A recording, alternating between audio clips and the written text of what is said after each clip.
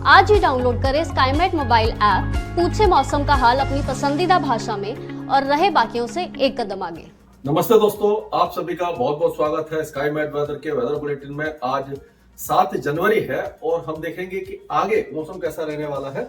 तो अभी आपने देखा होगा कि पिछले कुछ दिनों के दौरान बारिश की गतिविधियां हल्की फुल्की हुई थी और पहाड़ों पर स्नोफॉल फिर से हुआ था। वेस्टर्न डिस्टर्बेंस आया था और वो चला गया। अब एक नया वेस्टर्न डिस्टर्बेंस आएगा जो 10 तारीख के आसपास पहुंचेगा और पहले वो मैदानी भागों को इंपैक्ट करेगा। और ये जो बारिश की गतिविधियां थी वो दिल्ली एनसीआर में भी छुटपुट हुई थी, हरियाणा में, और जो मेरठ है, बरेली वगैरह, मतलब जो आप कह सकते हो कि पश्चिमी उत्तर प्रदेश और उत्तर पश्चिमी उत्तर प्रदेश के साथ साथ उत्तराखंड, हिमाचल प्रदेश और जम्मू कश्मीर, गिलगित बाल्टिस्तान, मुजफ्फराबाद और लद्दाख में दिखाई दी थी। और राजस्थान में इसका असर दिखाई नहीं दिया था। लेकिन अब जैसे ही वेस्टर्न डिस्टर्बेंस जो है वो आगे निकला, जो नॉर्मल रूट होता है उसका, क्या हुआ कि ये वेस्टर्न डिस्टर्बेंस जो था वो यहाँ पर समझ लीजिए इधर आ गया। तो ये जो हवाएं हैं, वो जो उत्तरी हवाएं हैं, ये लगातार चल रही है। तो ये तो इस जगह पे चल रही है, यानी कि आप कह सकते हो कि पंजाब के कुछ इलाकों में, हरियाणा, गुजरात और राजस्थान में, और ये उत्तर पश्चिमी हवाएं जो है ये इस तरह से ये पूरे आपका उत्तर प्रदेश, बिहार, झारखंड, पश्चिम बंगाल तक पहुंच रही है। तो इन्हीं की असर से ही जो हम देख रहे हैं कि कई इलाकों में तापमान काफी तेजी से गिरे हैं और ज्यादा भी गिरने की संभावना इनकी नजर आ रही है।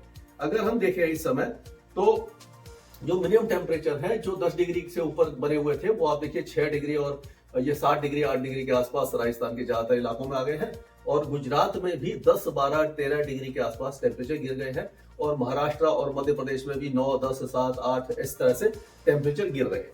तो ये देखिए जो ड्रॉप है टेम्परेचर का, वो राजस्थान में, जम्मू कश्मीर, हिमाचल प्रदेश से लेकर के और ये गुजरात का जो पूर्वी इलाका है, पश्चिमी मध्य प्रदेश है, और जो महाराष्ट्र के कुछ इलाके हैं, यहाँ पर जो टेम्परेचर है 2 से 4 डिग्री और 3 से 5 डिग्री तक भी गिरे हैं एक दिन में। तो जहां 12 डिग्री था वहां 7 डिग्री आ गया, 5 डिग्री तक भी गिरा है टेम्परेचर। हमने देखा कि ये जो आपका ये धार वगैरह है, खांडवा है, ये जो इलाके, नीमच है, रतलाम, इन इलाकों में काफी ज्यादा तेजी से तापमान गिरे। अब जो उत्तरी हवाएं हैं वो लगातार चलेंगी और जब 10 तारीख को नया वेस्टर्न डिस्टर्बेंस आएगा, उससे पहले यानी कि 8 और 9 तारीख तक फिर से तापमान और ज्यादा गिरेंगे।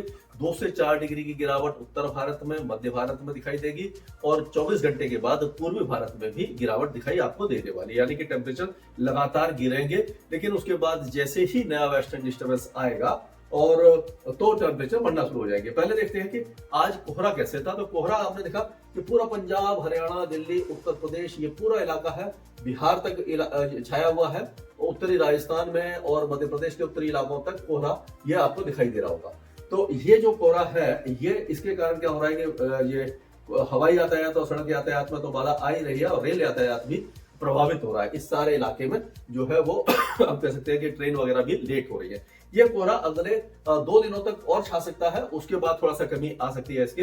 और अगर हम देखें तो ये देखिए इस समय जो वेदर एक्टिविटी है उसको अगर हम देखेंगे तो उसमें जो असर दिखाई देगा, तो ये वेस्टर्न डिस्टर्बेंस जब आगे चला जाता है तो इसका असर आप देखिए कि एक तो पहाड़ों के साथ साथ आगे जाता है तो पूर्वोत्तर राज्यों में बारिश है, और जो साइक्लोनिक सर्कुलेशन यहाँ पर बना है बंगाल के ये मतलब ये नॉर्थ ईस्ट असम के ऊपर बना हुआ है, तो काफी दिनों के बाद जो है नमी वाली हवाएं इसमें यहाँ से जो है नमी लेकर के आ रही है। तो ये बंगाल की खाड़ी से नमी है, तो पूर्वोत्तर राज्यों में बारिश की संभावना हमें दिखाई दे रही है। और ये 10 तारीख का मैप है। 10 तारीख के मैप में आप देखिए कि ये एक वेस्टर्न डिस्टर्बेंस ऊपर आ रहा है, हल्का वेस्टर्न डिस्टर्बेंस है, जिसके कारण उत्तरी पाकिस्तान, गिलगित बाल्टिस्तान, मुजफ्फराबाद, लद्दाख और जम्मू कश्मीर के ऊंचे इलाकों में स्नोफॉल शुरू हो जाएगा, हल्की बारिश शुरू हो जाएगी। लेकिन ये देखिए एक ट्रफ बन रही है और एक साइक्लोनिक सर्कुलेशन है। इस तरह से हम देखेंगे इसको कि ये देखिए यहाँ से ये विंड्स इस तरह से चल रही है, ये आया यहाँ से और ये इस तरह से घूम रही है, ये हवाएं घूम रही है। और यहाँ पर एक एंटी साइक्लोन है, इसके कारण क्या हो रहा है, यहाँ से भी ये नमी वाली, यानी कि अरब सागर से भी नमी आ रही है, ये बंगाल की खाड़ी से आ रही है, अरब सागर से आ रही है। ये जो साइक्लोनिक सर्कुलेशन यहाँ बना हुआ है, हवा ऊपर की तरफ उठेगी तो राजस्थान में जैसलमेर, जोधपुर, बाड़मेर, इन सारे इलाकों में, और हम कह सकते हैं जयपुर, अजमेर, सवाई माधोपुर, ये सारे इलाके में बारिश की गतिविधियां 10 तारीख को शुरू हो सकती हैं और ये मतलब 10 तारीख की शाम से शुरू हो सकती है, रात से शुरू हो सकती है। उसके बाद दिल्ली एनसीआर तक भी ये टच कर रहा है इसको। आप देखेंगे इस तरह से वेदर एक्टिविटी है। जो वेदर सिस्टम बनेंगे वो इस तरह से बनेंगे आपके, ये देखिए ये है, यहाँ पर ये साइक्लोनिक सर्कुलेशन बनेगा, वेस्टर्न डिस्टर्बेंस होगा, एक तरफ इस तरह से आ रही होगी, हमारे यहाँ से भी नमी लेकर के आ रही है, यहाँ से भी, दोनों साइड से नमी लेकर के आएंगे और एक साइक्लोनिक सर्कुलेशन ये जो है ये कमजोर पड़ जाएगा जो यहाँ पर है, ये जो इसको कहते हैं ये जो इसमें है असम के ऊपर है, हाँ यहाँ पर है, ये कमजोर पड़ जाएगा। तो हम जिस पे चल रहे थे, जिसके बारे में बात कर रहे थे, उसी पे चलते हैं अभी। तो ये देखिए यहाँ पर फिर जो बारिश की गतिविधियां हैं 11 और 12 तारीख को, फिर ये जो साइक्लोनिक सर्कुलेशन आप देखिए यहाँ पर जो बना हुआ था ये आगे आ जाएगा।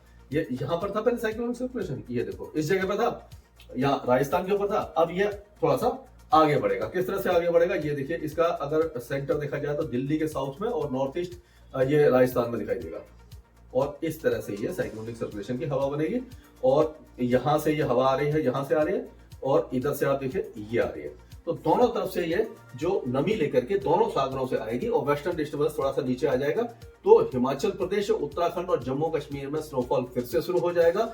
दिल्ली से लेकर के पंजाब, हरियाणा, उत्तर प्रदेश और आपका जो उत्तरी राजस्थान है, इस समय गंगानगर, हनुमानगढ़, चूरू, बीकानेर, झुंझुनू, सीकर, अलवर, दौसा, भरतपुर, करौली, इन सारे इलाकों में भी बारिश की संभावना दिखाई दे रही है। लेकिन गुजरात में नहीं होगी और उदयपुर, चित्तौड़गढ़, कोटा संभाग में भी चांसेस काफी ज्यादा कम दिखाई दे रहे हैं। हल्की फुल्की बौछारें पड़ सकती हैं।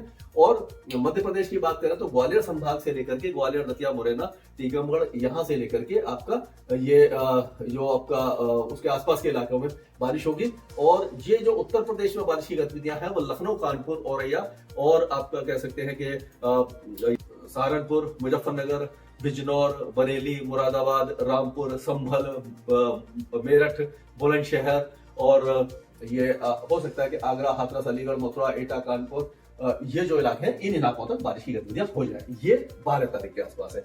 और फिर से इसके आगे अगर हम चलते हैं तो आप देखिए कि ये वेस्टर्न डिस्टर्बेंस अभी भी रहेगा, लिंगर करेगा, लेकिन जो बारिश की गतिविधियां हैं वो प्रयागराज, वाराणसी और सिद्धि, सतना, सिंगरौली, पन्ना, इन इलाकों में हल्की दिखाई देगी। ये 13 तारीख के आसपास है। और ये एक जो साइक्लोनिक सर्कुलेशन जो नीचे दिखाई दे रहा था, यहाँ पर जो ट्रफ दिखाई दे रही थी बंगाल की खाड़ी में, उसका असर 11, 12 और 13 तारीख को तमिलनाडु में भारी बारिश के रूप में आपको दिखाई देगा। तो और उस समय क्या होगा कि जब ये इस तरह का वेदर सिस्टम आएगा तो यहाँ से जो नमी वाली हवाएं आएंगी उसके कारण टेम्परेचर एक बार फिर बढ़ जाएंगे। यानी कि 10 तारीख से 12-13 तारीख के बीच में फिर से मिनिमम टेम्परेचर थोड़े से बढ़ सकते हैं। इसीलिए जो कड़ाके की सर्दी है अगले 2-3 दिनों तक रहेगी। उसके बाद थोड़ा सा राहत मिलेगी सुबह और रात की सर्दी से। लेकिन जब बारिश होगी उत्तर भारत में, तो उत्तर भारत में दिन के तापमान फिर से गिर जाएंगे। और जब ये 13 तारीख आ जाएगी, यानी वेस्टर्न डिस्टर्बेंस वगैरह निकल जाएंगे, तो 13 तारीख से एक बार फिर से घना कोहरा उत्तर भारत को अपने गिरफ्त में ले लेगा। और उत्तर भारत क्या आप कह सकते हो कि पूरा जो पूर्वी भारत है, पंजाब, हरियाणा से लेकर के आगे तक के जितने भी उत्तर प्रदेश, बिहार, झारखंड और पश्चिम बंगाल, उड़ीसा, ये जो इलाके हैं, उत्तरी राजस्थान, यहाँ पर फिर से घना कोहरा आ सकता है। तो हम कह सकते हैं कि ये बेमौसम बारिश फिर से आने वाली है। 11-12 तारीख को हो सकता है कि इन इलाकों में पंजाब, हरियाणा, दिल्ली, उत्तर प्रदेश और राजस्थान के कुछ इलाकों में हो सकता है कि ओलावृष्टि भी हो जाए। इसलिए पहले से ही थोड़ा सा सतर्क रहें, सचेत रहें और अपना ध्यान रखें। और ये जो बारिश है ये फसलों को फायदा भी कुछ इलाकों में पहुंचाएगी और कुछ इलाकों में नुकसान भी पहुंचा सकती है। स्काई मैट वेदर में अभी के लिए मौसम से जुड़ी सटीक जानकारी और खबरों के लिए हमारे YouTube चैनल को सब्सक्राइब करें और बेल आइकन दबाकर हर खबर पर रखें नजर।